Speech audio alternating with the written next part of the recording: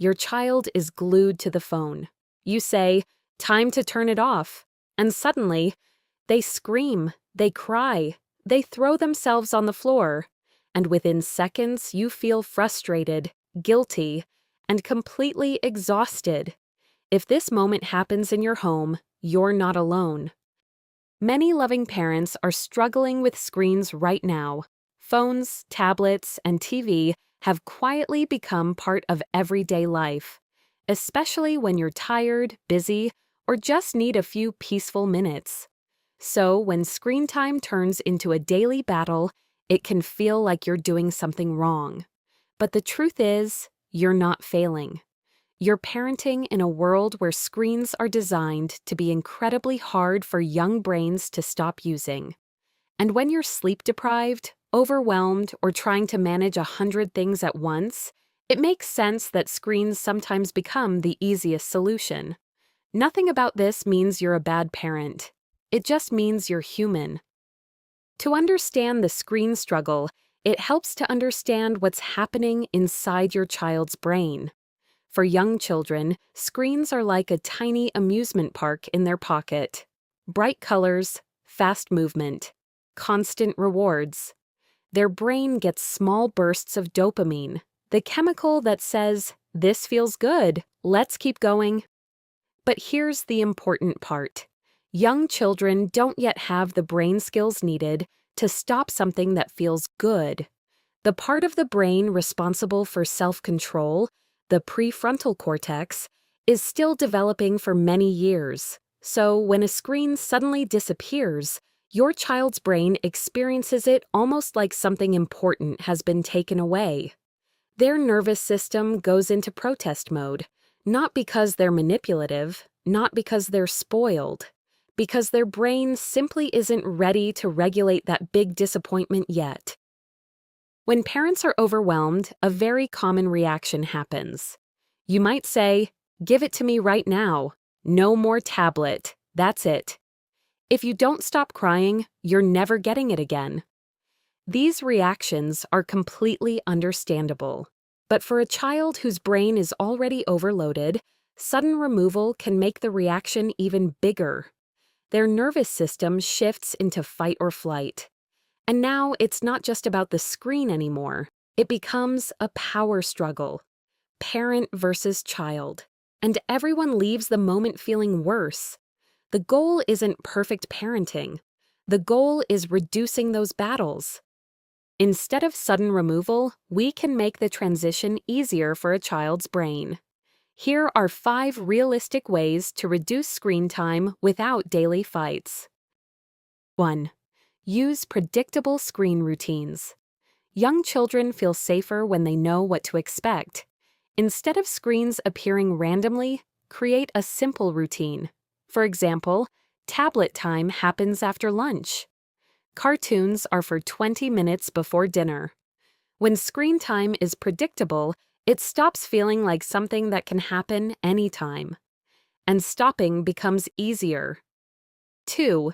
Give a transition warning. Children need time to shift gears. Try giving a gentle countdown. 5 more minutes. 2 more minutes. Last video. This gives your child's brain time to prepare for the change. Transitions are much easier when they're not sudden. 3. Replace the screen, don't just remove it. If a screen disappears and nothing replaces it, the brain feels a sudden drop in stimulation. Instead, guide the next activity. For example, tablet is done, let's build a tower. Screen time is finished, want to help me stir the soup? The goal isn't perfect creativity, just a soft landing after the screen. 4. Create simple family screen rules. Young children benefit from clear boundaries. Keep the rules short and consistent. For example, screens stay in the living room. No screens during meals. Screens turn off before bedtime. Children accept limits more easily when the rule stays the same every day. 5. Stay calm during the meltdown. Even with good routines, some protests will still happen. That's normal. When your child cries or screams for the phone, your calm presence matters more than the perfect words. You might say gently, "I know you want more tablet. It's hard to stop." You're not giving the screen back. You're helping their nervous system move through the frustration. And that skill, learning to handle disappointment, is something children slowly learn with your support. Real-life example. Let's imagine a typical moment. Your child is watching cartoons on the tablet.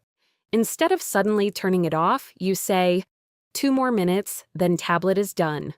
A minute later, "Last video." The video ends. You sit next to them and say calmly, "Tablet time is finished.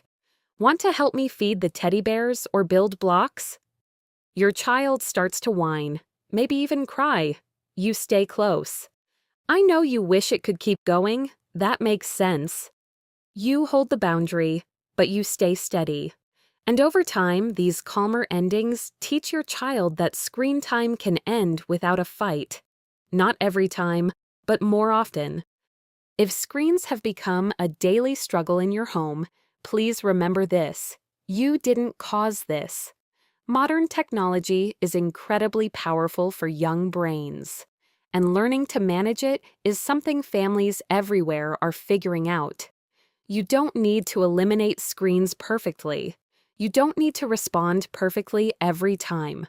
Small shifts, predictable routines, gentle transitions, calm limits slowly change the pattern. Parenting calmly is not a personality trait. It's a skill.